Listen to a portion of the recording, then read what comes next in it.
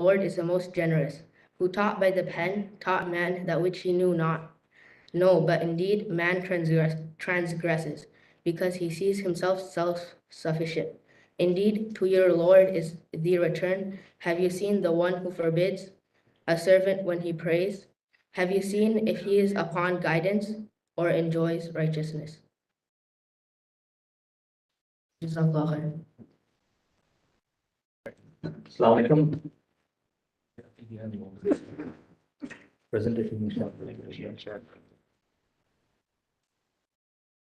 Video, we can use this. Yeah. So if you have any questions, we have Slido poll like last time. Post your questions on Slido and we will answer them as we go along. So we have our presenter today, Riaz. He's a CIO at Harper College and is going to cover some additional topic on the college admissions and planning.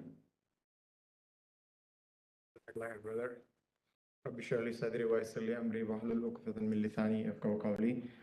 Dear brothers and sisters, this is session 2 of our college series talk. Like Brother Abdul Rahman said, this is the second session in the series of talks that we are planning. So the last time we had a session by parents and the students, and this time we are going to have a session from me, more of an information from an insider. So I'm going to tell you what I'm going to cover today. So before I do that, I want to give you an overview of who I am, because you're going to listen to me for the next 90 minutes. So you might as well know who I am and what my experience with regards to higher education is. Like Brother Abdul Rahman said, if you have any questions, please feel free to shoot them along the way in the chat if you are remote. If you are in person, you can very well raise your hand so we'll address your questions. My name is Riaz Yusuf. I am a CIO, Chief Information Officer at Harper College. Some of you may be familiar with Harper College. My role is basically head of IT department. Harper College is located in Palatine, Illinois. We have a team of about 150 staff supporting IT, and we have a large body of students. Harper is one of the well-recognized colleges in not only Illinois, all across the United States, actually. Very recently, we have received an award for being top 25, nation's top 25 community colleges. So very, very well reputed. Actually, the name William Rainey Harper is after a person who is considered as the father of a junior college movement. He actually was the very first president of University of Chicago, and this person, William Rainey Harper, is the one who established the concept of community college, which I'll be covering later in my presentation with regards to what a community college is, what is the difference between going to community college versus going to an university. I do have 13 years of experience in higher education. So that experience actually covers a variety of higher education landscapes. So I started my higher education experience with a private university called the Capella University in Minnesota. So they are very much like a business private university, a lot of focus on sales and marketing, very expensive, very good regard in the higher education as well. So I have seen their perspective of how the admission works, how the selection process works, and so on and so forth. Then I moved on to University of Minnesota, which is one of the Big Ten schools. So Big Ten Alliance is a huge alliance in the Midwest, and there are only few schools. I believe there are 12 schools, including University of Michigan, University of Minnesota. These are top-ranked research. They call it R1 universities. Research universities, very well reputed, hard to get into. So I have seen their process from an insider's perspective, how hard it is to get into, what kind of selection process they follow, and so on and so forth. Now I work for a community college. Like I said, it's a Harper Community College. Community college uses a different format. I will cover that later in my presentation. Now I'm seeing from the perspective of a community college. So I'm saying this to let you know that I have breadth and depth of experience in the higher education space. The focus of this presentation is going to be more on sharing my information as an insider working inside higher education. The last presentation was more of a parent's experience. You can think of the last session more of an outside-in perspective, someone applying to the college, getting admitted to college perspective. This is more of an inside-out perspective. And especially if you're in IT leadership roles, so those of you who are IT leaders, you know that unless you understand the business, it's hard to thrive. When I started my career, I kind of felt lost too in higher education, not knowing various jargons, how the admission process works, and so on. But I had to understand the business, which is the higher education in this case, which is what I'm going to share with you. So this agenda for today's session is what do you need to do to prepare for college while your kids are in elementary, middle school, and high school. And also I'm going to cover some financial strategies that you should start thinking about irrespective of where your kid may be in the journey. There are some strategies that you should be thinking about. And I'll also cover the standardized tests, PSAT, SAT, ACT, and I'll also cover the application processes. By the way, these topics are pulled together based on the feedback that you shared at the last session. So without fail, please, at the end of the session, please share your feedback because that is going to inform how we are going to plan the next sessions. We'll bring the experts accordingly. Here is a safe harbor statement, just like last time. The information being shared here is only for knowledge sharing. This is not a financial advice or college counseling. Please seek professional help when you need one. And the numbers that I'm going to share are rough numbers, just to give you an idea. Okay, by no means these are intended to be financial planning purposes. Neither TMAGC nor myself or any other presenters here are responsible for your outcomes. So please do your own due diligence as needed. All right, so how many of you have, so by the way, when I ask a question like this, if you are remote, please feel free to respond via chat. We want this session to be as engaging as possible. So my question is, how many of you do have experience in the college process? When I say that, what I mean by that is either your kids have gone through college admission process in the US, or you may yourself have came here to do your master's or even undergrad or whatever. So if you have your experience going through college admission process in the US, raise your hand if you're here, or say me in the chat if you do have some experience.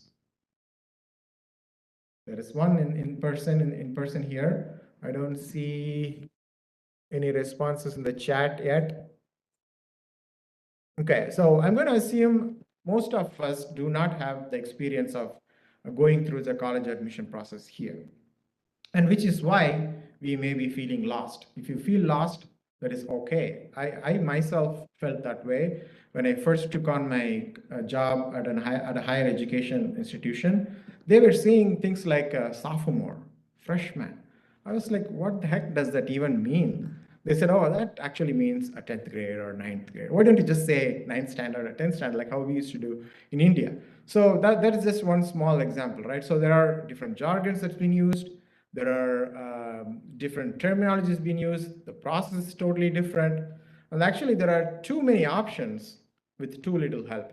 That's what I feel like. The options are really good, but options also make you feel lost. It is like building your custom house. I don't know if you have any experience building a custom house. I have that experience multiple times. If you buy a land and build a house, you have like literally millions of options to select from. You might think initially it's a good thing, but as you go through the process, it's really overwhelming. It's kind of like that. There are too many options, good options actually.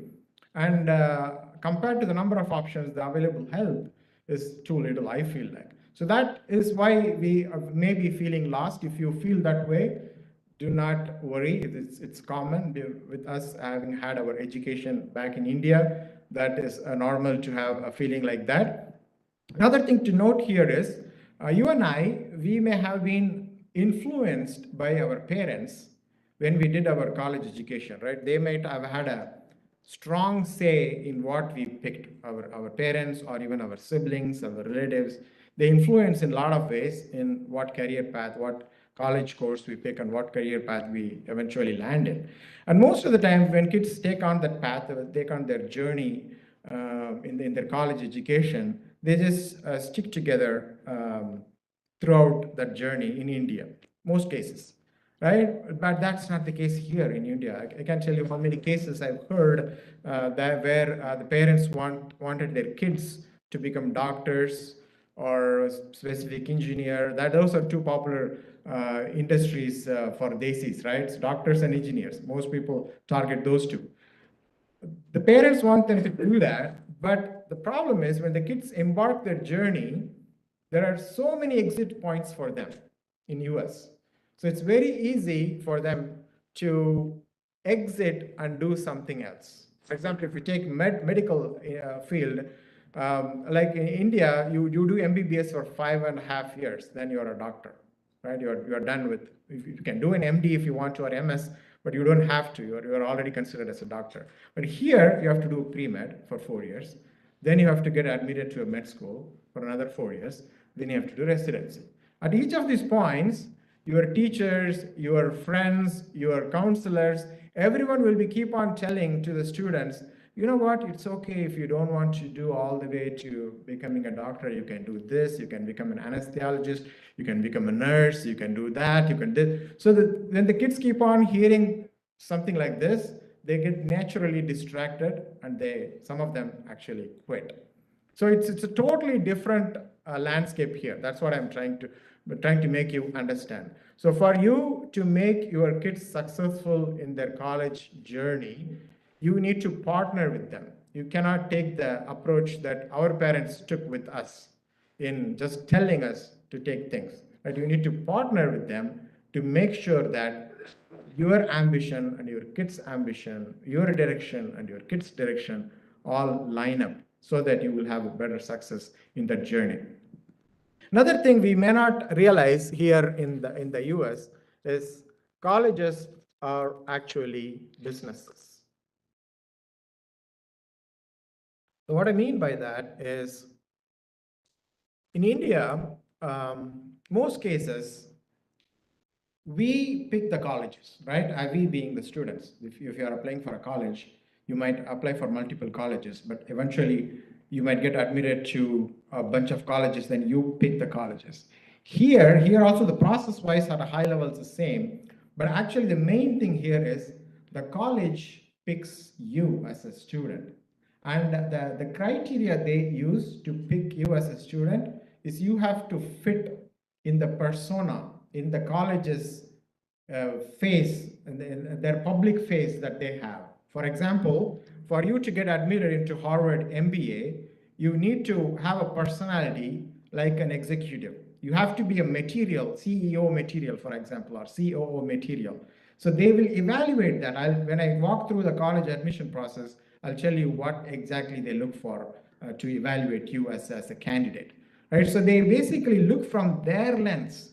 They don't necessarily are here to support you, make sure that you are successful, college educated graduate. Yes, that is part of their agenda, but that is not their main agenda, believe it or not. They are more like a business. When you apply for a company as a candidate for a job, what do? They have a requirement, they have a job requirement, and then evaluate you with a bunch of other candidates, whether or not you fit those requirements.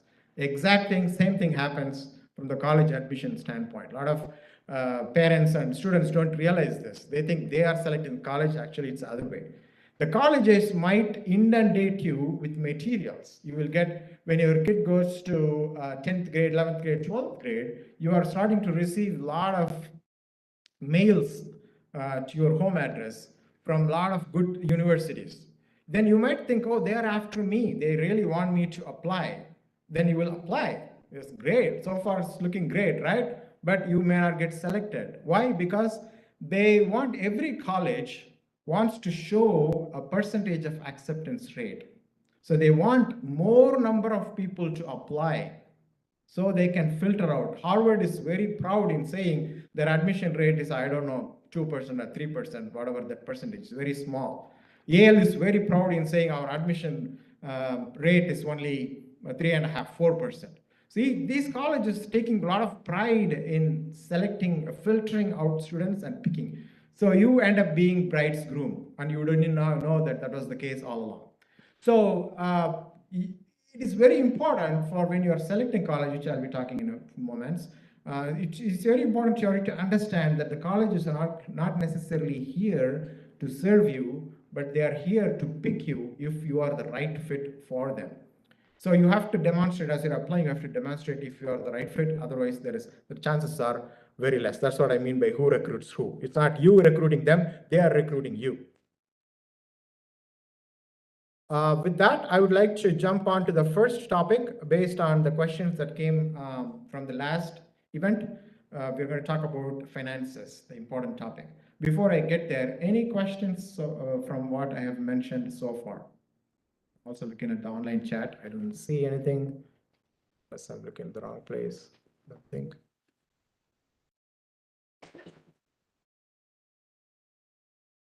The chat comes here, right, on the right-hand side. You are checking the chat. Okay. We have someone here checking the chat. If you have questions, please feel free to shoot them on the chat. If you're virtual, if you're in person, you can raise your hands and ask questions here. All right, moving on, finances, right? The important thing about college planning, I think, is finances. So speaking of finances, let me cut to the chase. I'm going to give you a magic number. This is the number I think you and I should plan for. We should aim for, we should save up for this amount. It is not going to be the exact amount, okay? It's not going to be an exact amount. It could be more or less depending on where your student is going to go to. But this is the number you should aim for. So per student, you should save up, unless you want to get into debt. Per student, you should save up $150,000 for their undergrad education. So let me tell you a bit more about how I'm arriving at this calculation, right? So if you, let's take our state's flagship university, UIUC. If you go to UIUC, your annual expense is going to be about $30,000, give or take. That includes tuition, that includes room and boarding, unless you want to move to Urbana-Champaign region, right? So 30,000 multiplied by 4 years, $120. But keep in mind, depending on where your student is, they could be in elementary or middle school now. By the time they reach college, colleges increase the tuition too every year, 3 to 5%. Just like every other inflation that we are seeing, colleges do also inflate their tuition rate. So that's 120 right there. If you go to a private school, take MIT or Harvard or University of Chicago locally, that you would just have to double the number. The number I gave you, it's not even enough to cover. You have to probably going to need $200,000+ per student. So this number sounds little alarming, I know, but there are ways to cut this cost, which I'm going to talk about. But what I'm suggesting each one of us here is you should aim to save at least this much per student. If once you do that, you have the peace of mind that you don't have to get into the debt. That how much you need to plan for saving per year to get this target number, it depends on how much runway you have. If you have an elementary student, you have more runway. If you have a middle schooler, a little less runway. If you have a high schooler, not much runway. The options for saving are, last time Brother Abdul Rahman covered this in detail. I'm not going to go into the detail. 529 is an option. I am not using this as my avenue, so I'm not an expert on this. But if you have questions, I'm sure someone like Abdul Rahman can answer your questions. 529 is basically a college savings plan. The plan invests in stocks, essentially, basically stocks and mutual funds, and then you also get some tax credit by investing in 529. So that's an avenue if you want to go the route. Stocks, investing in general stocks could be another avenue, another investment. Real estate is my favorite investment. You can invest in real estate. That is not just your home that you're living, buying rental homes and then saving up money that way as a side investment. Or you can simply save in your savings account. I just want to list out all the options, okay? I'm just telling all the options that might be possible. If you're not interested in doing the extra work that's needed in other options, you can simply start saving, have your target, and then start saving, just do an automatic setup in your bank account such that a particular amount goes to your savings account every month. That could be the easiest way to start planning for that. Student loan is the other option for college financing. If you are not able to save up all the amount, student loan is definitely an option. I am not aware of any Islamic student loan, to be clear. Every student loan involves a percentage of interest rate. What I understand is, I'm not an expert on this topic, what I understand is student loan, the interest starts after you graduate. They may give a buffer amount. It starts after graduation. But student loan makes you involved in interest. So, which is why I don't think it's a good idea to make your student or yourself get into a loan at all. So this should be your last resort. You can also consider selling your asset, worst case, right? You can maybe already having a home. You might sell a home to make the money. This is stating the obvious. You can also consider a salary growth by moving on to different job capacity, or can do an additional job. The last option, which is the best option, I think, is trying to get some scholarship and grants, which I will cover later in the slide deck. If you get some scholarship, it will cut the tuition that you owe to the college. So that will also help in terms of planning your finances. Just listing out all the options. Are there any other options that I might be missing here? Or do you want to add anything?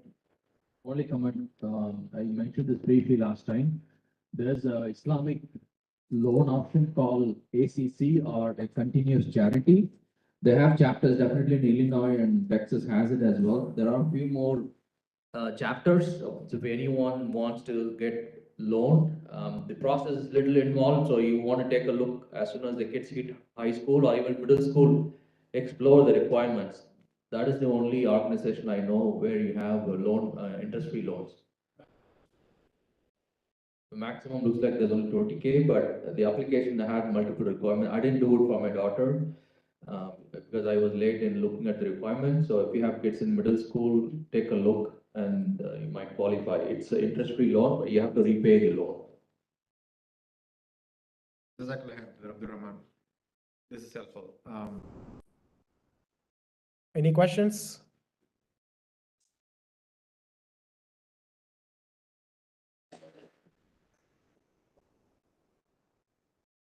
Yes, I'm going to elaborate on the scholarship and grants when I cover PSAT, that we discussed more there. There is a question on Slido. One of my friends told he started 529. Money got reduced, so he stopped and unenrolled. How to select a safer option which has less risk in losing the money? So 529 is a stock investment or funds investment. There is inherent risk. But if you look at stock market over a period of 7 or 10 years, then at the end of the day, it does go up. So if you're starting 529 when your kid is already in high school, then you may not see the returns that you want. So earlier is better. So definitely there is a risk, right? 529, similar to your 401k, is all invested in stock market. So the risk is there. The key thing is start early so that you can go through the ups and downs and you're ready to take the amount when you're ready. Any other questions? That was the only one.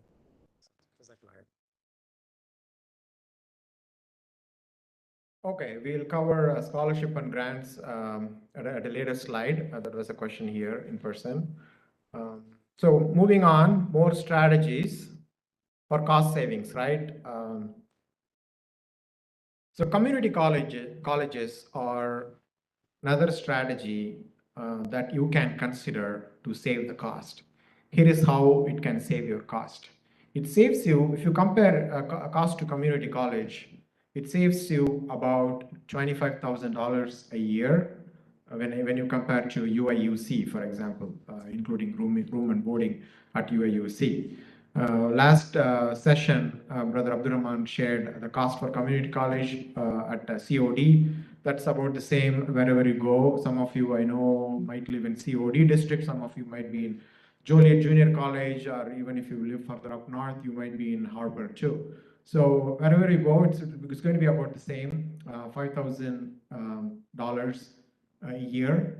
So when you compare that to UIUC, you are going to save $25,000 a year right there. So if you make your child go to community college for 2 years, then they can transfer over to another university and finish their education in the university. So this is the thing a lot of kids don't realize. Even if they do realize, they don't want to do it because community colleges don't function like businesses. Like I said, the other slide, the universities, they function like businesses, right? They inundate us with a lot of marketing and sales.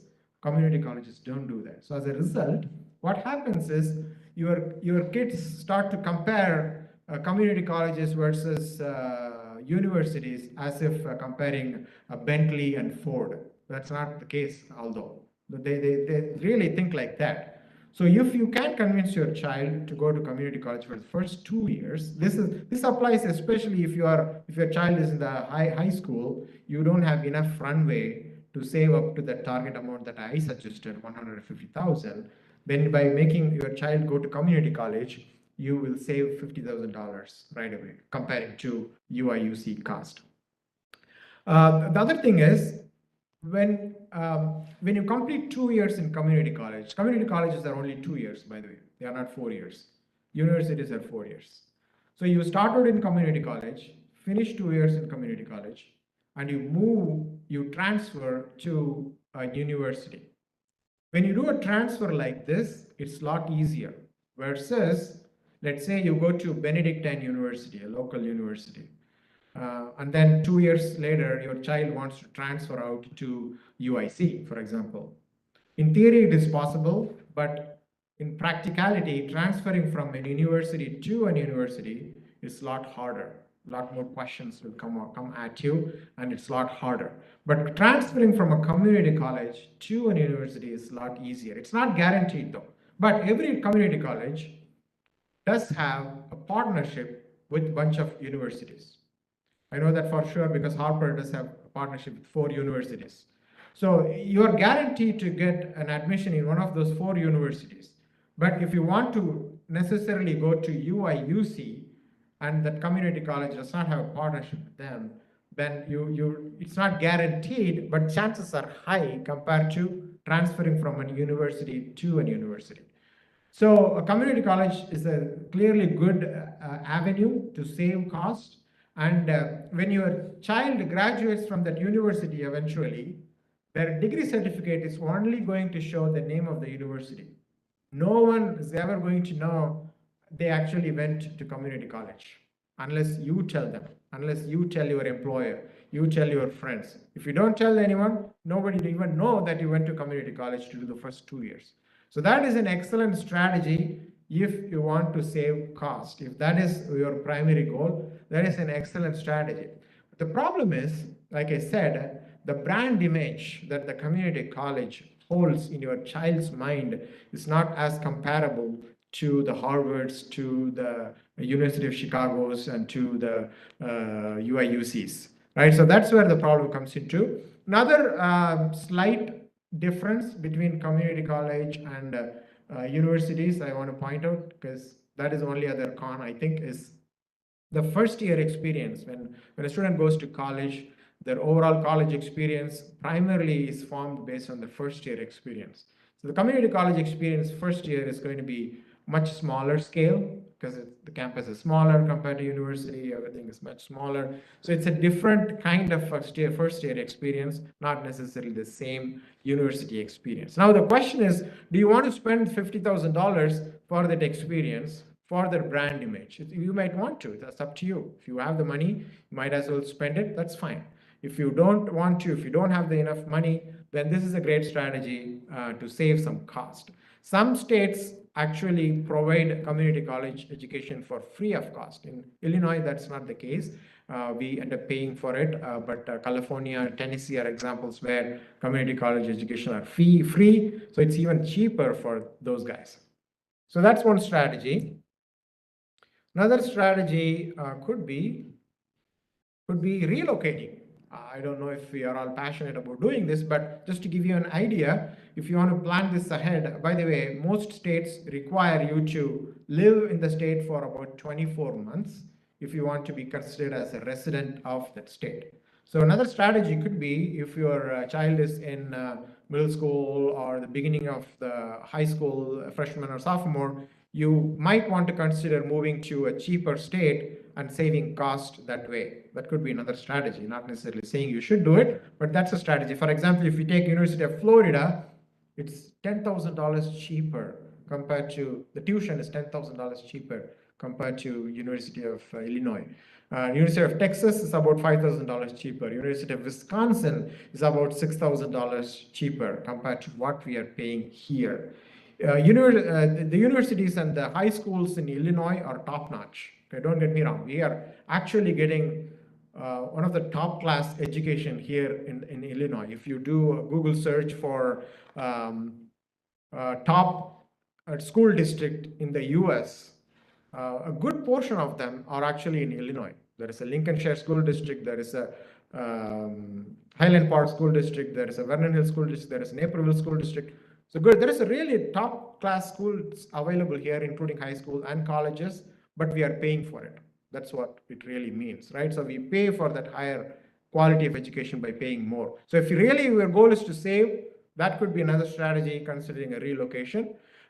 Studying abroad, I don't know much about this, and I haven't seen many people doing it. There are a lot of practical difficulties in executing it. It might work well if you are still maintaining your Indian citizenship. You might be eligible for an Indian level of fees versus foreigners' fees. So that might save you, but the experience is not going to be the same, right? Most people actually try to come to the US for education because you get higher level of education here. So that nonetheless, that's an option too as well if that's your goal. But keep in mind, if you're pursuing this avenue for anything medicine related, if it's a doctor or dentist, if you study abroad outside of US, you will have to do certain exams here in the US again. So that's going to consume additional years of your time in order for you to practice in the US if you are pursuing something medicine related. That's not the case if you take IT or other areas. Scholarship and grants, question came up here. If you get scholarships and grants, that will also save you some cost. PSAT is an excellent way to get assured scholarship. I have a separate slide to talk about PSAT, so I'll save that for that. But there are also other avenues. For example, if you go to scholarships.com, you will see tons of scholarships that are available for Asians, scholarships available for Latinos, scholarships available for minority. There are a lot of scholarships. So one thing that you can encourage your high schooler, particularly in high school, you should ask your student to start applying for scholarships. So they should spend some time every month searching through the scholarships.com and finding some scholarships that might be applicable for them. So you should keep on applying. So at the end of the day, I don't want to give you a false impression. Any scholarship that you get like this is not going to give you a full ride. It's not going to give you a free ride. You might probably get $10,000 by doing here and there, maybe $5,000 by getting some scholarships here and there. But nonetheless, it is something is better than nothing, as they say. So that scholarship avenue is one option, but I'll talk more about PSAT when we get there. Okay, that's about finances. Is there anything else? Yes. Yeah, brother, I have a question, brother. Community college to the regular college. So are there like any process like similar to the preparation applying for the college? Where they do all those preparation.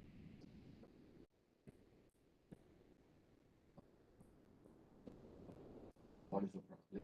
How complex it is? Okay, great question. That's other positive thing here. The process is much smoother and easier compared to the first time college application. So when you transfer out from a community college to a university, you don't have to write another SAT. You don't have to write another ACT. You don't have to, there will be an application form, but you don't have to get, you don't have to write an essay for the typical application that you do. But they might ask you for letters of recommendation from the community college, and they will have to fill out a transfer application, and you will have to basically meet some of the basic requirement, the general education requirement as they call, which will be covered if you're doing a community college, it will be covered anyways. So beyond that, the process is a lot easier compared to applying directly to the university as a freshman. So there is a process, but it's a lot easier compared to the first time application as a freshman.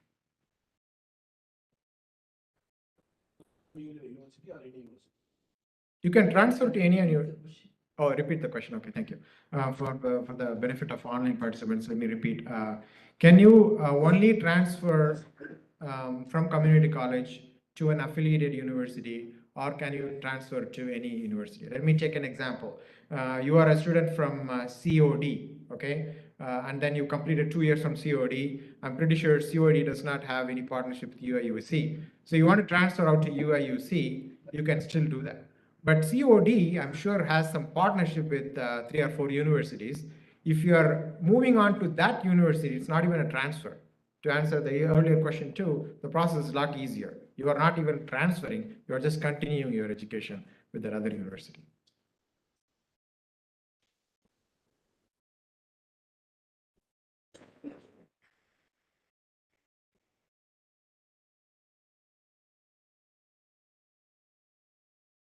Now, if there is a question on WebEx, you can unmute and ask.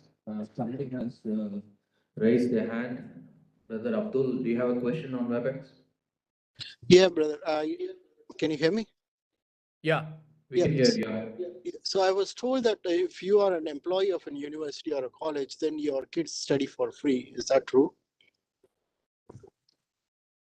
Yes, that is true for some of the institutions. Harper, for example, I, as an employee of Harper, I get free education for myself and also for my family.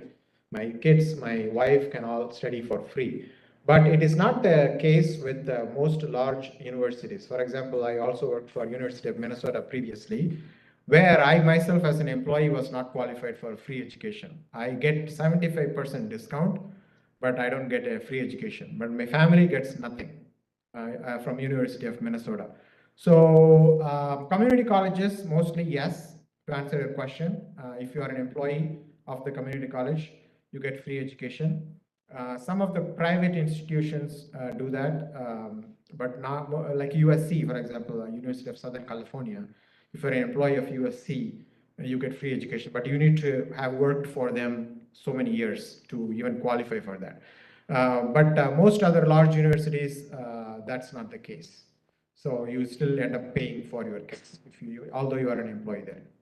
So another strategy, thank you for mentioning that, Brother Abdul. If you're targeting community college, you can also target to get a job in a community college.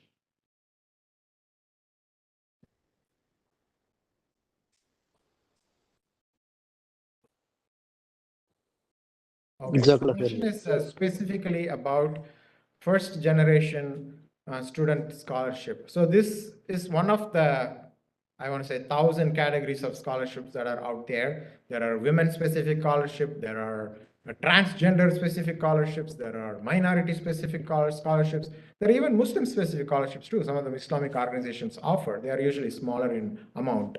Nonetheless, they are offered. So one of those options is if you are a first generation college graduate education, you're getting first generation college education, then there are scholarships for you as well. So all these scholarships that we are talking about are highly competed, highly sought after, because there are lots of first generation graduates out there. If you take Harper, for example, Harper Community College, you might think at this day and age, the graduation level is pretty much high, but 51% of our students are first-time college graduates, believe it or not. So that means their parents did not go to college.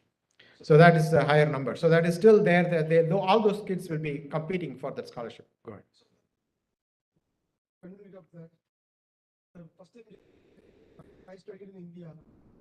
It's going to the college in here. They are the first generation. So, okay, let me repeat the question. The question is, the brother is saying, I studied in India. So when my kids apply to college here in the US, are they considered first generation? If you ask that question, the colleges will say, nice try, but no, because you are considered as a graduate. That's what I was saying. Yes. Yes, ma'am. Like then how do you rate the good community? Oh, okay.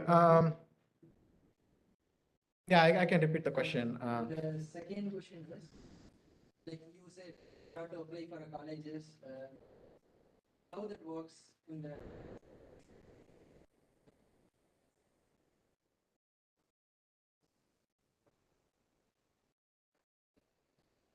let's say some particular college have a type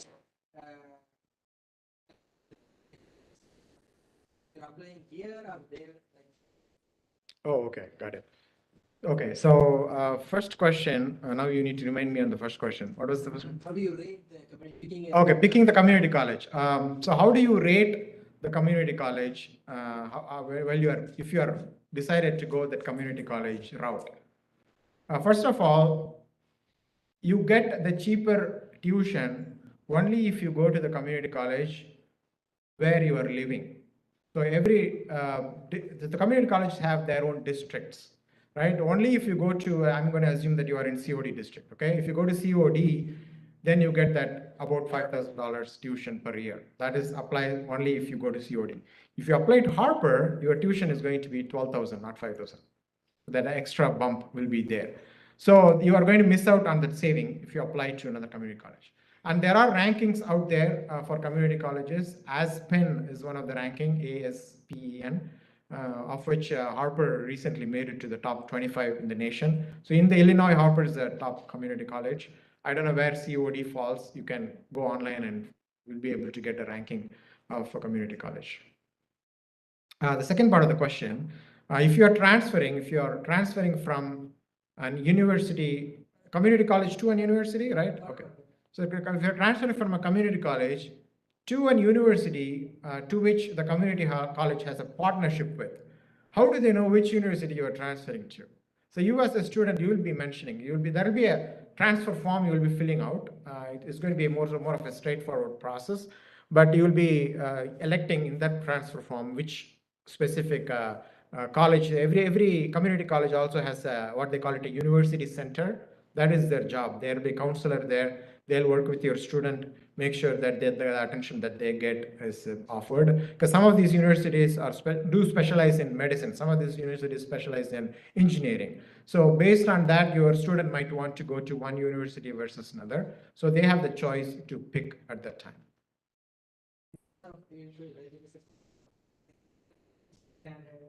Then things will. Okay, the question is, is the quality of community college, is that subpar compared to universities? No, it's not the case. That's what I was trying to mention earlier. Actually, a lot of our faculties do come from universities. It's the same faculty that move around between community colleges and universities. It is just the brand image, right? Community colleges are seen, universities are seen like Rolls Royce versus community colleges are seen like Forbes. But that's really not the case. The same level of education that's been offered both at community college and universities. The only two things that I can tell in terms of the difference is, like I said, one is the brand image is different between community colleges and universities, because universities try to recruit from all over the country. They send their pamphlets and everything all over the country. Community colleges are not allowed to advertise outside their district. If you live in Harper, we might send you a pamphlet reminding you, hey, this is an option for you. If your student goes to Fremd or Palatine High School, we might come to you to tell you that you have the option of going to Harvard. But we are not allowed to come to Naperville to talk to your students because we have that agreement with every community college.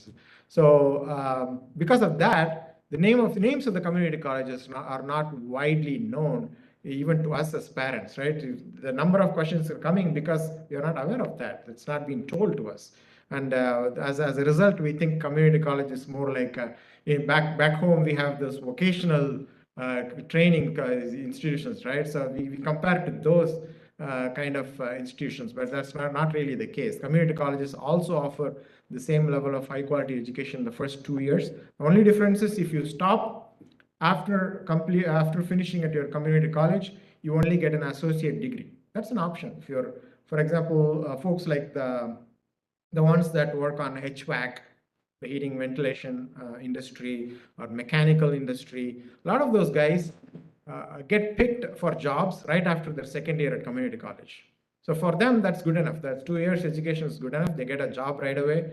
They're more enticed to go into a job than continuing the education. So that's an option. You can complete 2 years and get an associate degree. But you can also transfer over and get a degree from an university. Like I said, once you complete a degree from a university, no one actually knows that you went to a community college unless you tell them.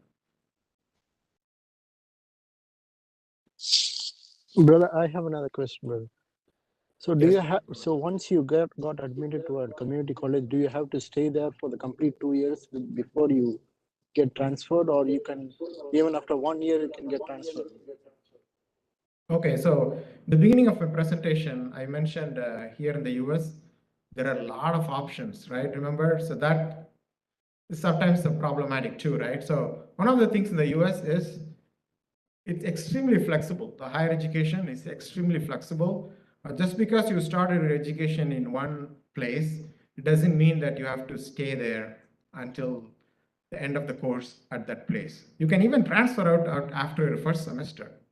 But you will have to face a lot of questions if you do that way, wherever you're transferring to. But you have a strong case. Your parents are relocating, or there could be a number of other scenarios, but which might force you to transfer out. So a transfer is possible anytime between any universities, between community college and university, between universities to universities.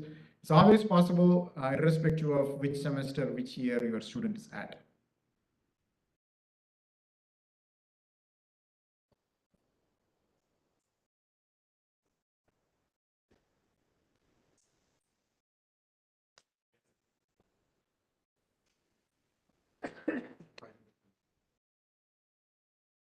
So the question is, what is the success rate or likelihood of getting into Fortune 500 companies with the community college education?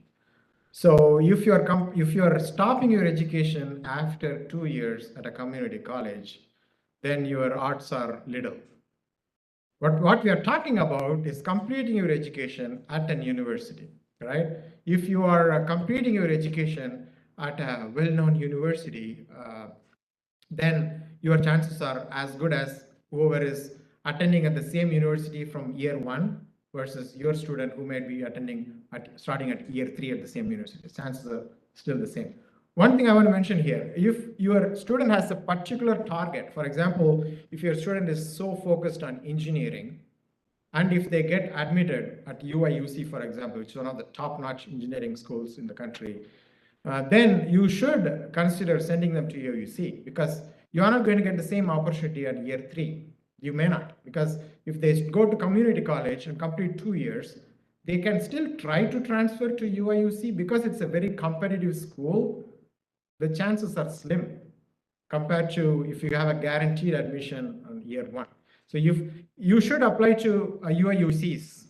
I'm just saying UIUC as an example, depending on where your student wants to go to, you should apply to their dream schools. I have actually a slide talking about sellers and buyers in terms of comparing colleges. I'll talk more about that. So you should apply to your dream school. If you get it, then explore your options in terms of whether or not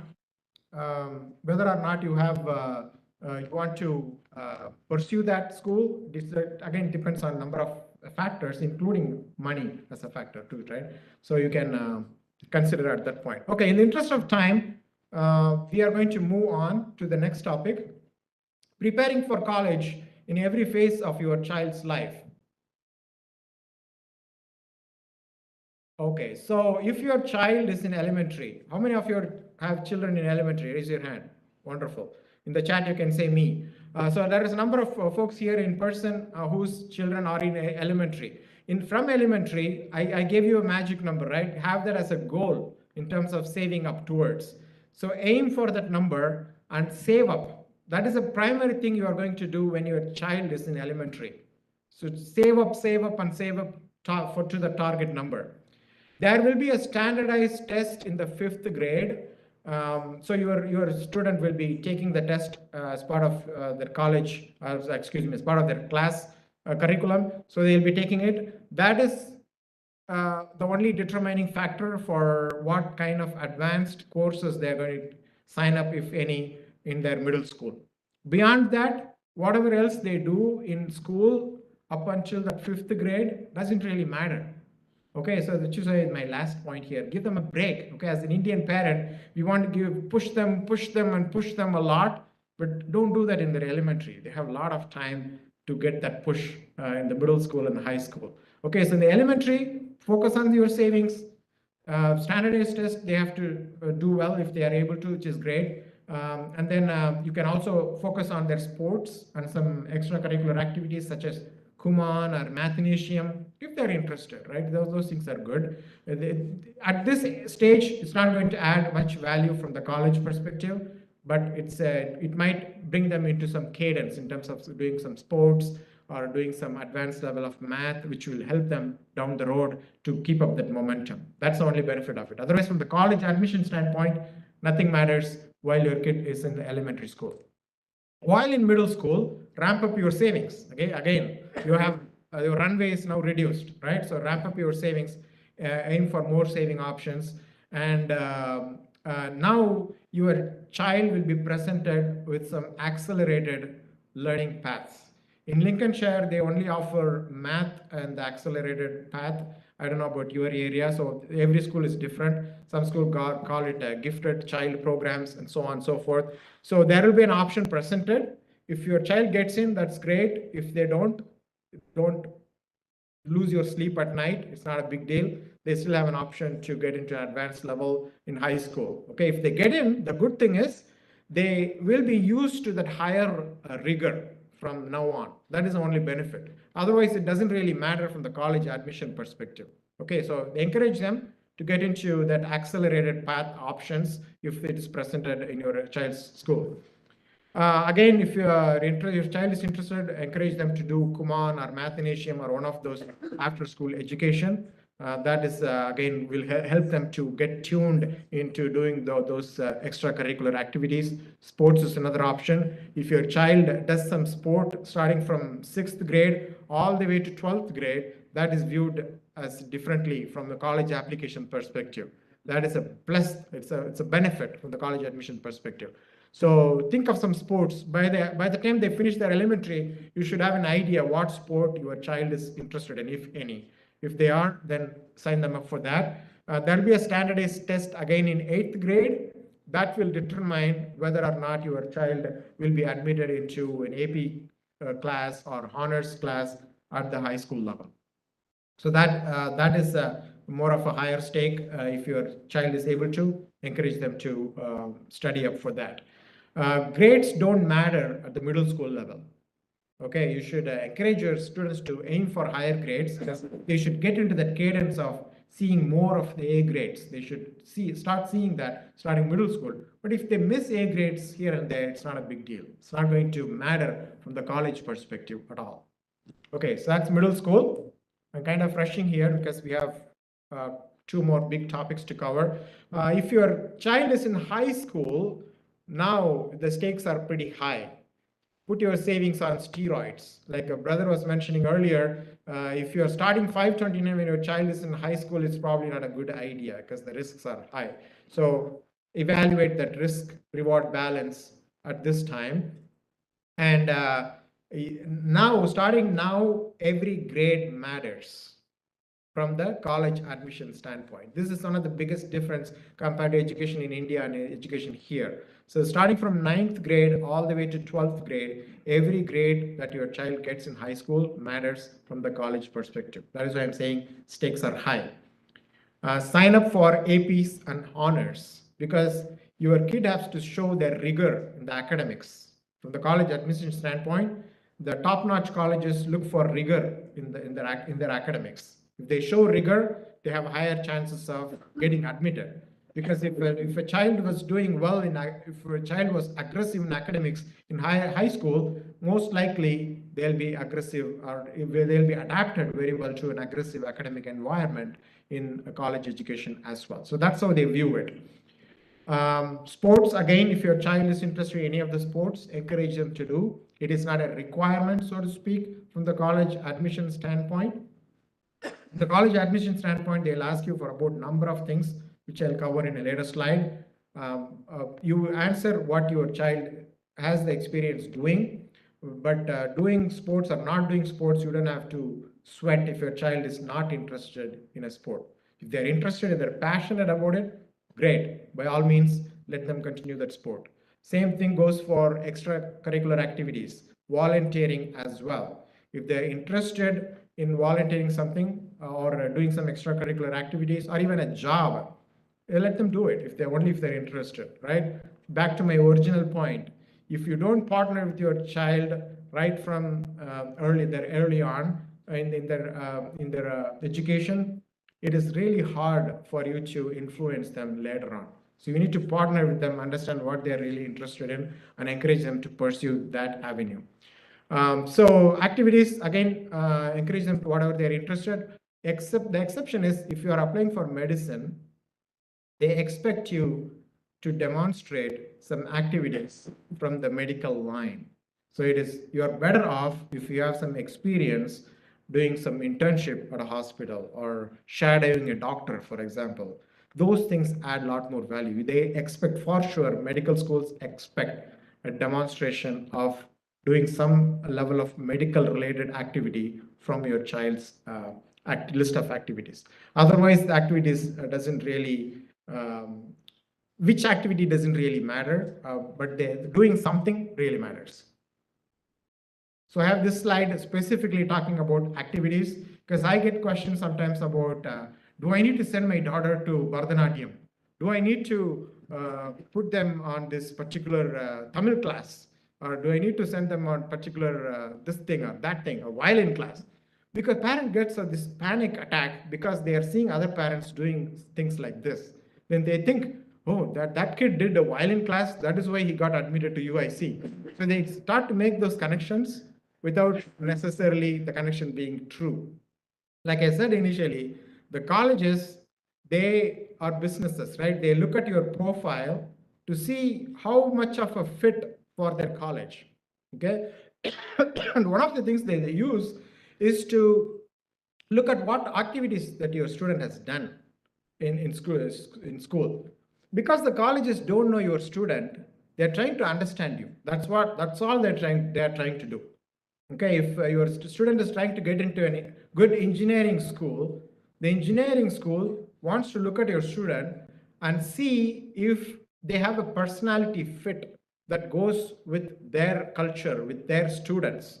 If your student has done some, I'm just only giving an example, please don't think that these are the activities you should do if you want to get into engineering school. I'm not saying that at all. If your student has done some Kuman activities, if your student has done some national level robotics competitions, stuff like that, if they have demonstrated in their activities, that naturally adds value to the profile that they're looking for. They're looking for what? An engineering material. That's what they're looking for. As long as your student is able to demonstrate that they have some passion, some activities that they have done towards it, then it adds value. So that's where the activities come in. So any activity that your student naturally wants to do, any volunteering that your student naturally wants to do, are going to be really good fit for them because that is probably the line they're naturally going to aim towards. So work with them in that. some of the unique examples that I wanted to share, but I'll keep it brief. There is a student who got admitted into a really good top-notch college with just by having only one activity, and the activity was sports. That's it. So the college that he got admitted to has nothing to do with the sports in terms of the education, but the college was interested in him because when the colleges go out seeking students, they are given a requirement. Their director gives them the requirement saying, this year we need to have this particular student with a baseball experience, something like that. So they look for students who are matching those categories, and they actually bend backwards in terms of other criteria, even if they are not fully met. But if this person is top-notch baseball student, has got some national level awards, for example, then they will going to bend backwards for him. So they have their own specific requirements, which you and I will not know as being an outsider, right? So it's hard to know that, but just focus on whatever your student is interested in, whatever personality that they are developing, whatever career they are pursuing, just encourage them to do some activities along those lines. Eventually, you'll be telling a story in your college application. That's my last point. Okay, so eventually you'll be telling a story about your student to give them an idea about what personality your student has. Is that a question?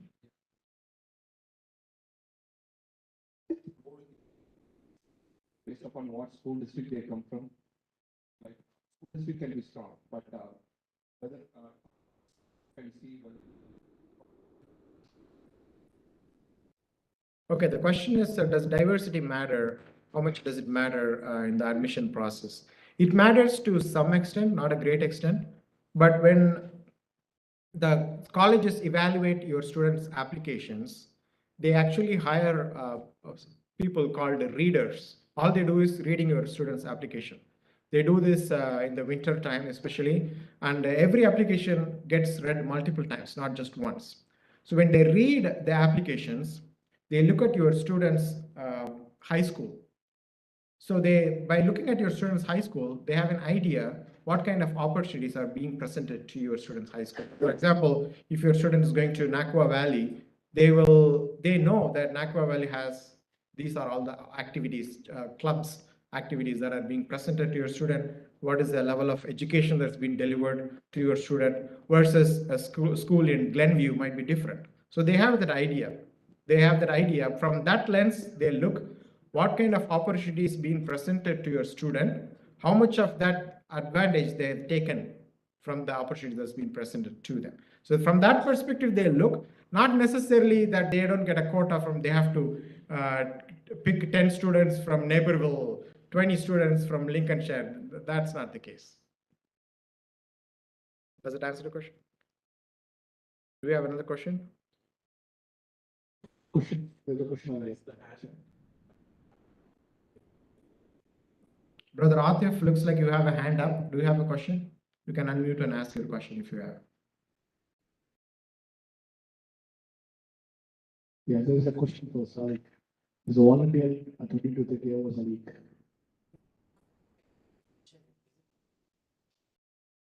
Okay.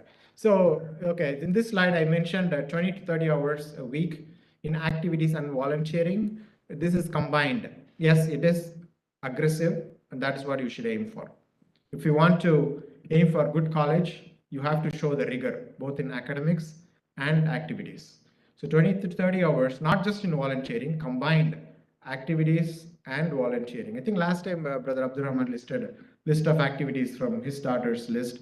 So clearly he was keeping her busy. So something like that is what you should aim for by doing a number of activities. Yeah, I think I mentioned it last time. Earlier, they used to have minimum number of volunteer hours. That is no longer there, but kids still do volunteer. The key thing, I think Brother Riaz mentioned as well, we want the kids to pick something they're passionate about, right? My daughter, she was in high school band, starting all the way from 9th grade until 12. Almost the entire summer, she used to go from morning 8 till like evening 5. So even though I did not like it, but she was passionate, so we let her do it. We want the kids to pick activity that they themselves want to go and volunteer and do the activities, right? Otherwise, it's more of a checkbox. We don't want to do that. Are there another question here or that? Okay.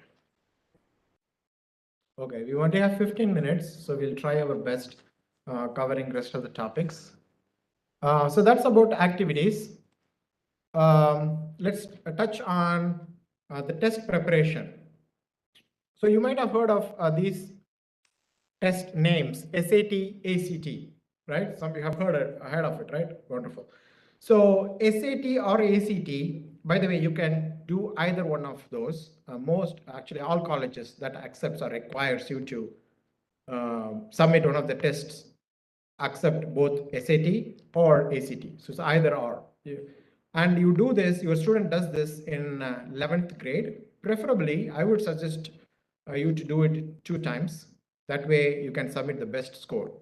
You don't have to worry about what if my score gets lower the next time. You still apply the best score. Okay, so I would encourage the students to do this in spring of 11th grade and summer preferably of 11th grade, end of 11th grade, or worst case, your senior year, you do it in the fall, early fall. The reason being, starting in the fall of senior year, you will be start applying for colleges. That's going to be your primary focus. So you don't want to be thinking about test at that time. So you do this in your 11th grade, SAT or ACT. At this point, since pandemic, many colleges are calling the test as optional. They're calling themselves as test optional. UIUC is included in that. They are test optional. But when they say optional in college world, it is required. So if you're a student that wants to show your rigor, whenever they say optional, and this is applicable anywhere in the college application process, whenever they say it's optional, it's a trick for you. Okay, you should consider it as required because they are really testing your rigor. If a student is showing something that is optional, they like it. They want to put that person on their file until they get dropped off eventually. So community colleges don't require SAT or ACT. This is another perk. If you're pursuing the community college route, that's another perk. There are some colleges that consider themselves as test blind, at least at this point after a pandemic. If they are test blind, that is different from test optional. You don't have to submit the score. If they're test blind, they're not even going to look at it. Whether you submit or not, doesn't matter. But if they call it as test optional, that is when it's tricky. They're trying to trick you. So try to apply or do the things that they're calling as optional. Ideal SAT score out of 1600, if you get 1400 plus, that's a good score. That's considered top 5%. And then your student has a good chance of getting considered in a number of good colleges. Ideal ACT score is 24 out of 36. ACT has 4 sections. Basically, SAT has only 2 sections.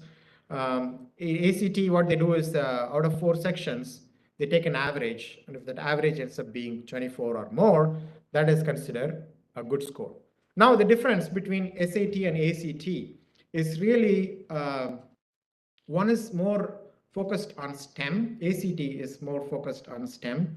There are 4 sections. There is a science section, there is a math, there is reading, there is English in ACT. In SAT, there is no science and there is no reading, just English and math. SAT is more of a tricky test in nature, but ACT is more of a straightforward in nature. So what I would suggest is your students should really be taking both tests. They should even start taking the practice tests. There are a number of practice tests out on online. They should start practice tests even at the 9th grade or 10th grade. But they should do the final exam only in 11th grade because some of the questions being answered in these tests or the syllabuses they wouldn't have studied yet up until 10th grade. So until 11th grade, I wouldn't suggest them to do the final exam, but they can always do the practice exams.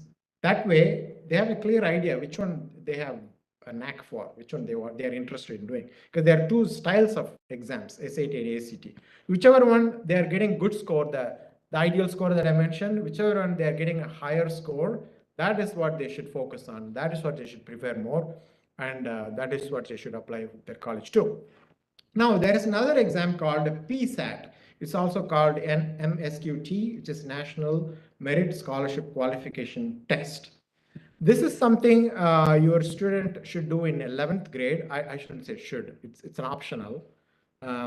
If they do in 11th grade and they get a good score, then they have a chance of getting a scholarship. So this is more of a guaranteed good amount of scholarship compared to the other here and there kind of scholarships. Okay, but it's really competitive, right? So only top 1% of the qualified students get scholarship. So it's really hard. It's not that easy. And to get get into the top 1%, you should aim for a score of 1460 or more out of 150. Sorry, out of 1520. So it's not easy, but it's something you should aim for. Why I say you should aim for is even if your student fails or gets a terrible score out of it, it's not the end of the world because the score is not submitted to the colleges automatically. You don't even communicate this to any college unless you want to yourself. So the scores are not sent to colleges, but most schools allow your students to take this test both in 10th grade and 11th grade. So I encourage to do both times in October. Typically, it's offered. I encourage to do both grades because again, you can submit the best grade, actually, the score in 11th grade matters for this one. The 10th grade, the one you do in 10th grade is more of a practice. You don't get to submit the best score. The 11th grade one matters. The 10th grade one is a practice. Another benefit of doing the PSAT is that if your student gets 1150 score, it gives you an idea that they're ready for a college. But most of our kids do a lot more than that, so that I don't think is a concern. There are some corporates that offer scholarships based on PSAT scores. So if your student gets really good score, that's a possibility. And here's a breakdown of possible scholarships coming out of PSAT score. If your student ends up being that 1%, inshallah, top 1%, then they'll get every year 2,500 scholarship, right? And federal scholarship. Plus, if you are an employee of one of these corporates that are sponsoring, there are a huge number of corporates that are sponsoring for this NMSQT, and you also get about $2,500 to $5,000 scholarship from your employer. Plus, colleges also offer anything anywhere between $500 and $2,000 in terms of scholarship. Some colleges, such as University of Texas, Dallas, even provides room and boarding if you get a good PSAT score. So getting a good PSAT score is a guaranteed way of getting some good scholarship. That's what I'm trying to convey here. So encourage your students to do PSAT and encourage them to do it really well. We're going to cover a college application and then we'll pause for questions in the last few minutes. College application is something your student does in their senior year. There is something called Common App, I believe Brother Abdul Rahman mentioned last time. Here are the parts of the applications. By the way, Common App is something you apply one time, you fill in one time, and then a number of universities get the data from the Common App. That's what it is. Parts of the applications are you have to fill the application, you have to provide a personalized statement. Very few colleges don't ask you for this, but most do. In the personalized statement, like I said earlier, they're trying to evaluate the personality of your student. They're not really testing your language skills here. So don't try to go high-five with your language, or don't try to use ChatGPT just to make your writing good, looking good. So it's not a writing skill evaluation. It's by the way, multiple readers read your document, right? When you write a resume, we have all heard that they don't read past the first page of the resume, right? That's not the case with the college application. You can be guaranteed that they will be reading it because they employ readers. Every college university employs readers in winter time just to do the reading, and they get read multiple times, not just once. So it will be read, and this is where you mention your activities, and based on what you're applying to, they will look from that lens of whether or not your activity is showing the passion in that industry. You'll be asked to submit a few letters of recommendations from your high school. standardized test, which is the ACT and SAT that we just covered. At this point, it is optional in a lot of colleges, but that could change down the road. By the time your child graduates, that could change. Writing sample is where you actually show your writing skills. Some schools ask for writing sample to see how good of a writer you are. Some of the Ivy Leagues and top-notch colleges ask for interview as well, but most colleges like USC, they don't ask for interview, except you're applying for theater program or arts program. Very few exceptions. So that's the college application process. You do this in the fall of the senior year. And then there are colleges that are considered buyers and sellers. Colleges that are top-notch, much sought after, those are sellers, yes, brother. Yes.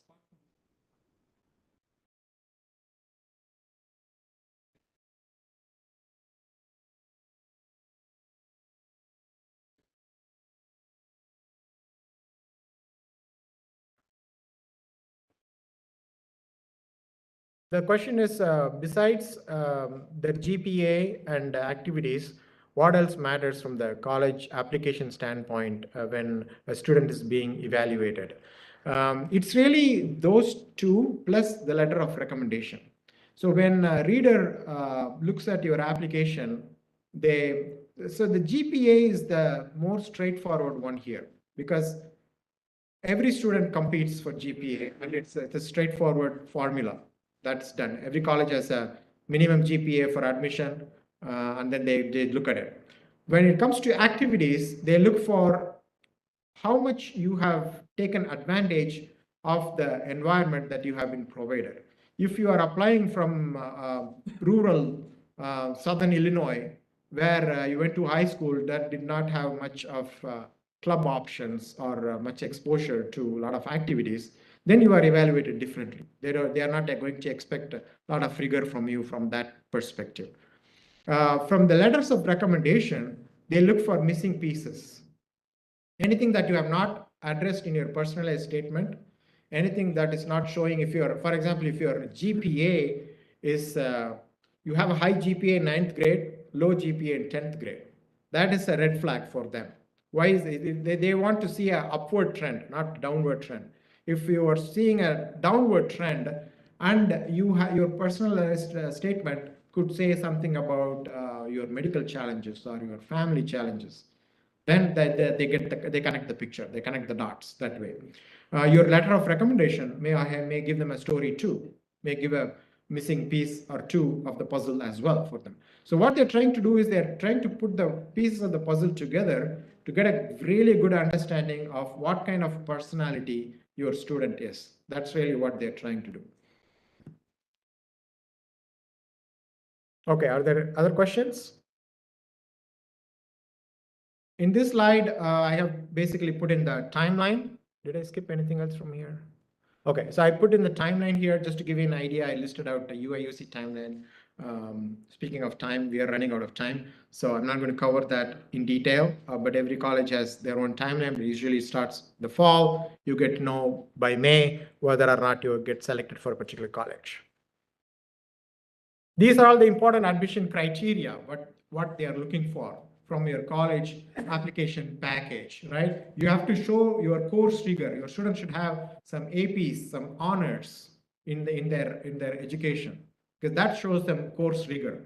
You have to show coursework that are related to the course that you're applying to. If you're applying to medicine and if you don't have any electives from the medicine, then you are not really showing. If you don't have elective from biology, for example, and you're still applying for medicine, that doesn't match for them. And you have to get good grades clearly. And extracurricular activities, again, like I said earlier, if you're applying for medicine and if you don't have any experience shadowing a doctor or working at a hospital, that doesn't tell them a good story that your student is really showing that aptitude for the medicine line. Any related experience that you're talking about in the application or showing in the activities is what they are looking for. And finally, last but not the least is the test score. Whether or not you have a good test score also matters in terms of getting into good colleges. All right, finally, these are some of the resources. I know it's overwhelming, a lot of information, right? Especially if your child is in the lower grades, not in high school yet. This might feel a lot of overwhelming information, but as your kids go into high school, you'll be hearing about a lot of these things over and over.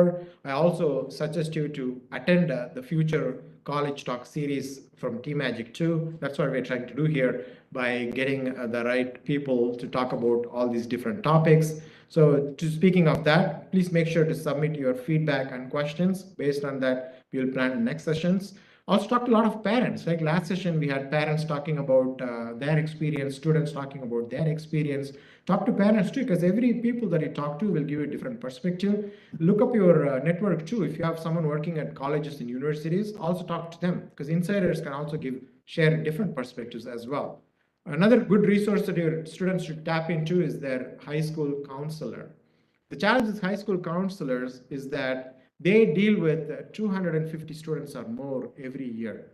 So they try to give as little time as possible to your student, because otherwise they couldn't do their job. So your students should build that rapport. They should go to the counselor, not expecting them to schedule the meeting.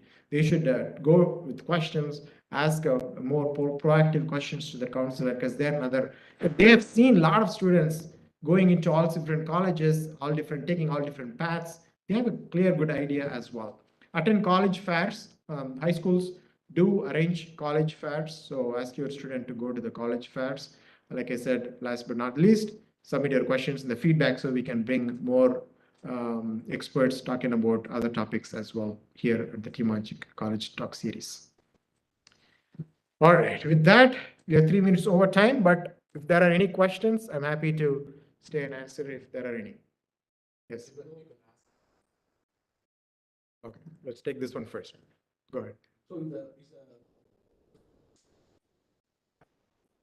site that okay.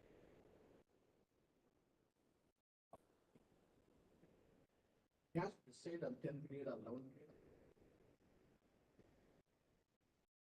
Just like I said earlier, there is too much flex. Oh, there is a question. The question: when do the student need to decide which major they are going to take in college? Whether it's medicine or engineering, do they have to decide in high school at all? If they have to, then do they have to decide early on in the high school or later in the high school? When do they exactly do that?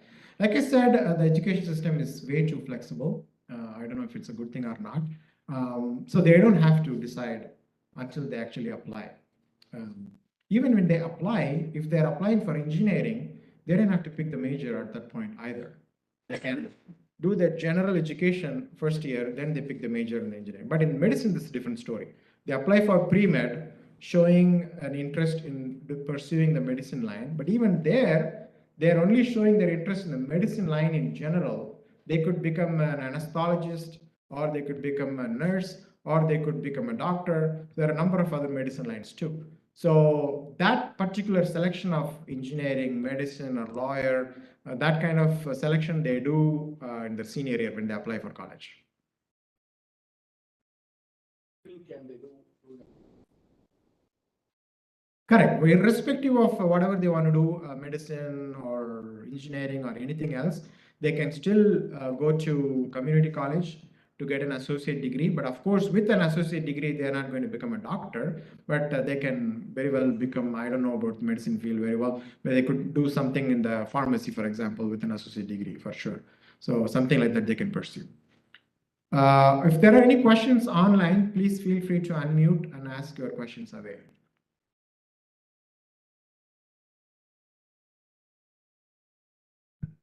I want to add a comment about the 529 question that somebody asked, right?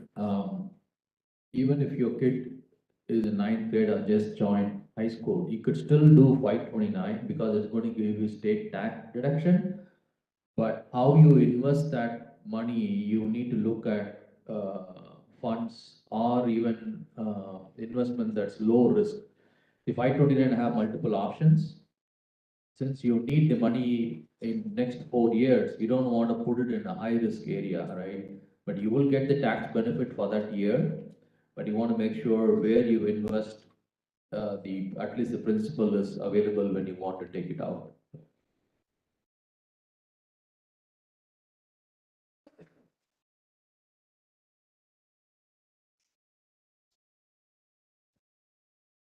Yeah, inshallah. I think there was this comment about to have one focused on finance.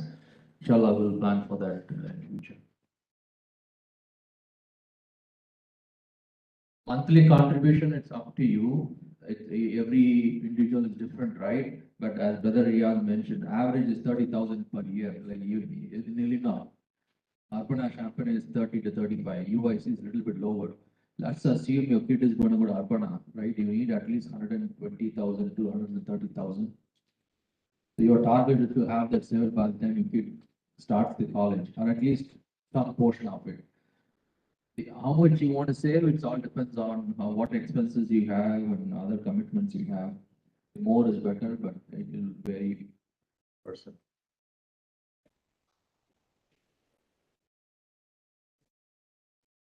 Yeah, so the merit, most of us will not be qualified for need-based, right? So there's a need-based where people have low income, they have need-based scholarship. Merit-based scholarship is depends on how good your kids' credentials are. Private colleges is similar to the car sticker price. Car will be 70,000, they will see you, they will give it for 50,000 or something. Most private colleges is like 60,000, 70,000. By default, they will tell you that they are giving you scholarship for 25,000, right? So it will come to 30,000. Even then, you can negotiate. There are ways to apply and negotiate. If the college is really interested in your kid, then they will come down even further. But you have to go through that process.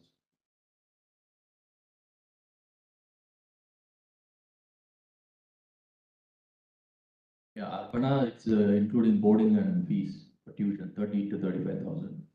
Illinois is actually higher compared to all the other neighboring states we have. If you Google, you will find out the tuition per university. It's all public information. That'll give you an idea. Urbana-Champaign tuition is about 16,000 something. Let's say 17,000. That's a student. That's a tuition plus room and boarding. Is what brother is saying. We should plan for 35,000. Well, the first year, I believe it's required, right? As a freshman. Yeah, most colleges first year is mandatory. But for example, if you are local, you might be able to negotiate saying I'm living close by, we want to commute, but majority of the colleges first year is mandatory, but after that it's up to you.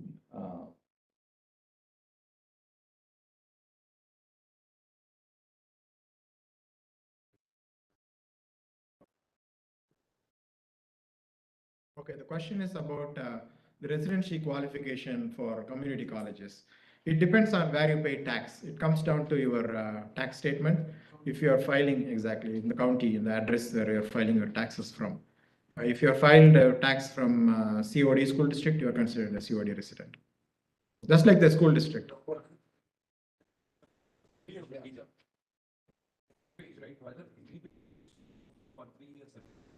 Oh, no, not in case of, it's like high school. It's like high school. The day you live in the district, the day you are eligible to apply for the community college. Correct.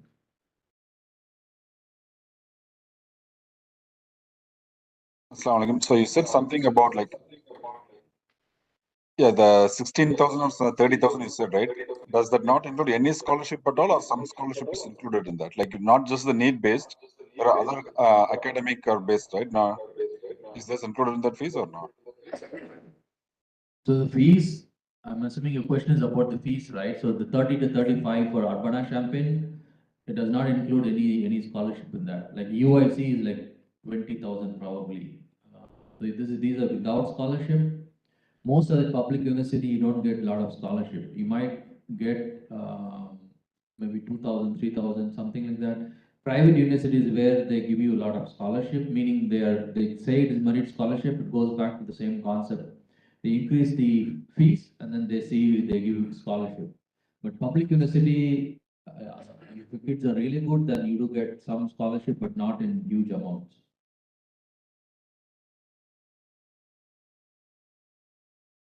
Okay. All right.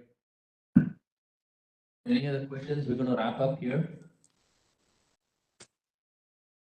We shall look for a survey. We will send out a survey. We want to know what are the topics we want to cover on the following sessions. I know finance was one, but if you have other topics we want to go in deep, do let us know.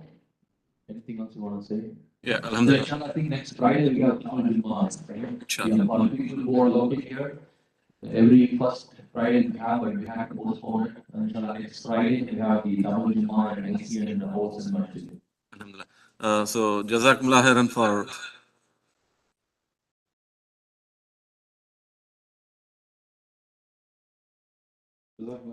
everyone who joined, like online and to the brothers and sisters who joined over here in person. So inshallah, thanks to the events committee to organize this event. Accepted. Subhanallah.